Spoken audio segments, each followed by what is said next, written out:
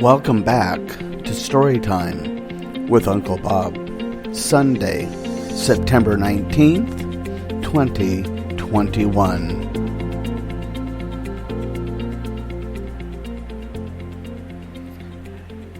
This week, I will be sharing a story I have read to my primary school children for decades, including my Chinese students and Native American students during the past most recent years. Perhaps you might enjoy this story too. The story I'm going to retell is called It Could Always Be Worse by Margot Zemach.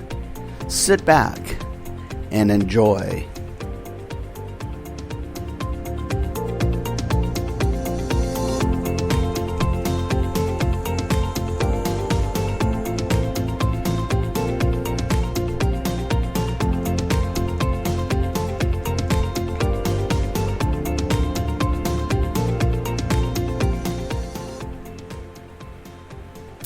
There was this farmer who lived in a house with his wife, his 3 children, and his mother and father. A very small house with many, many people. It was too small. They were always arguing and getting in each other's way. The father, who was a farmer, didn't know what to do. He tried to talk with them. He tried to talk sense into them, but nothing worked. So one day, he walked down the street to the rabbi. He knocks on the door. Says, "Rabbi, Rabbi, I have a problem. Can you help me?"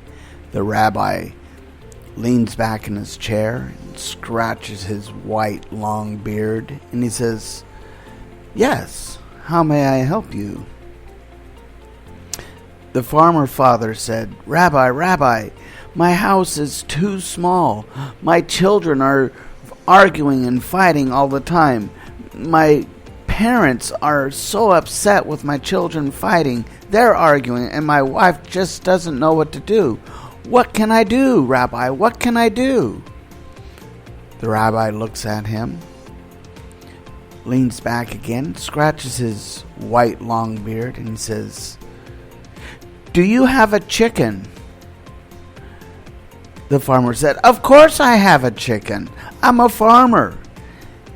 The rabbi looks straight into his eyes and he says, "Put that chicken inside your house." "But Rabbi!" "Put the chicken inside your house." "Okay, Rabbi, okay."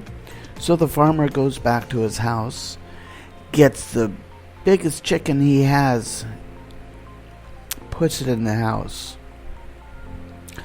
All night long.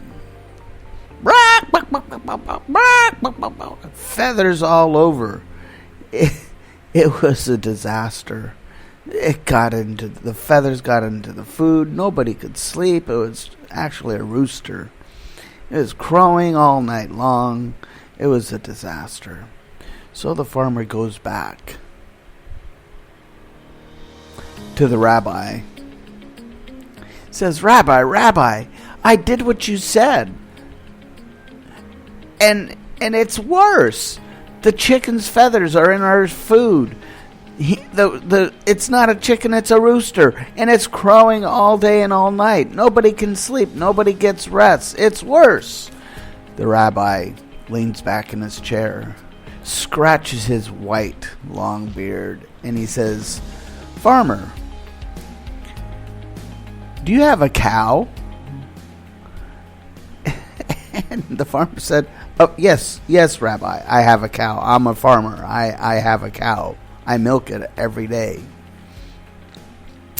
"Put the cow inside your house." The farmer's eyes widen, as wide as they could be. He says, Rabbi says, "Put the cow inside your house."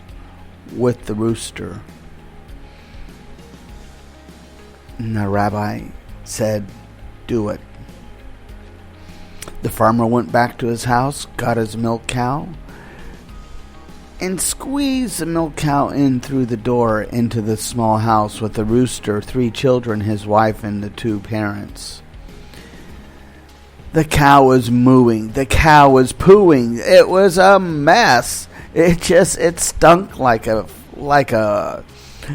barn. It was terrible. Mooing, pooing, rooster crowing. Everybody was really upset. Nobody got sleep. Nobody was eating. Nobody wanted to eat. It was just terrible living in that small house with 3 children, a wife and 2 parents, and a rooster and a cow. The farmer goes back to the rabbi the next day. He says, Rabbi, please help me. Please help me. It's a disaster. It's worse than it was before. The rabbi leans back in his chair, scratches his long white beard, and says, do you have a goat? The farmer says, no, please, no, not a goat. The rabbi says, do you have a goat? The farmer looks down at the floor, raises his head up to look at the rabbi, and he says, yes, I have a goat, Rabbi. The rabbi just looked at him. The farmer says, yes, Rabbi, I'll put the goat inside my house. So the farmer slowly walks back to his house, finds his goat, puts the goat inside the house, ties the goat up on the side of the bedpost.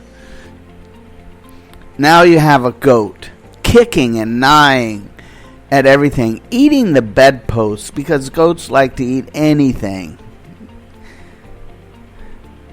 The cow is mooing and pooing and making a big mess.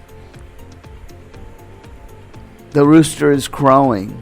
The children are crying. The wife is shaking her head with her head in her hand, saying, no. The grandparents are shaking their heads, thinking the farmer is just out of his mind. The farmer says, I'm going back to the rabbi tomorrow. They said, no, don't do it. He says, I have to. The rabbi is wise. He will give us the answers.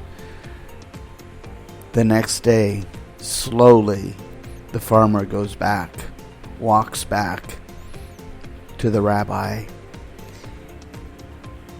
The farmer peeks his head inside the door and says, Rabbi, please help me.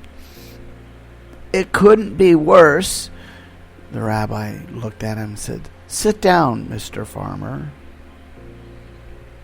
The rabbi leans back in his chair, scratches his white long beard, then leans forward and looks directly into the farmer's eyes. And he says, take each one of the animals out of your house today. Empty your house, so then there's just your 3 children, your wife, your 2 parents, and you.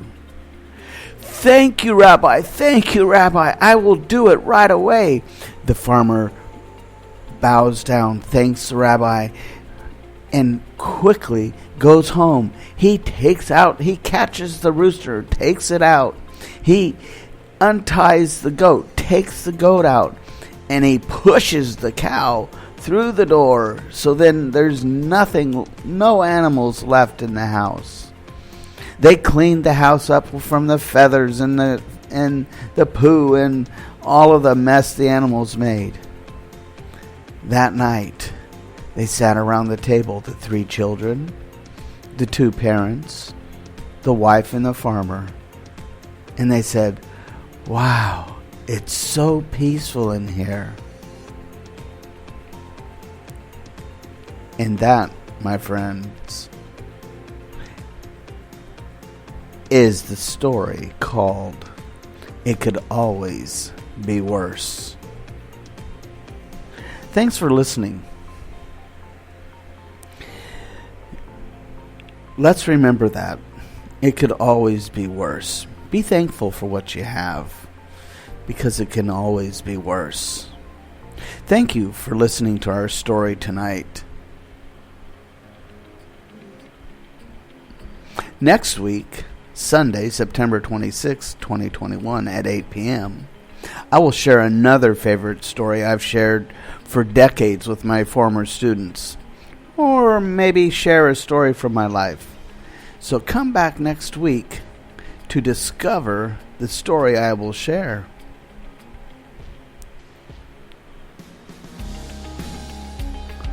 May you enjoy the choices you make today and every day. This is Uncle Bob signing off. Good night and see you